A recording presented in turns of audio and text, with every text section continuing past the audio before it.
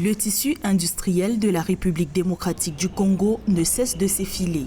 De 9000 industries en 1960, le nombre d'infrastructures industrielles est passé à 500 en 2019. En quête de l'émergence, la République démocratique du Congo ne peut se développer sans l'industrialisation. Mais les défis restent grands pour le secteur secondaire congolais.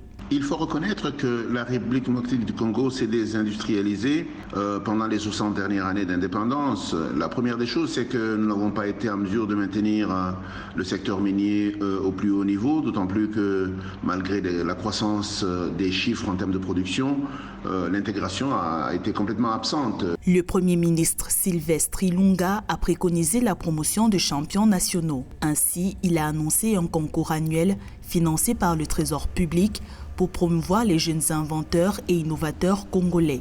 Seulement, des experts présentent la mise en place d'un plan national d'industrialisation comme une solution plus durable.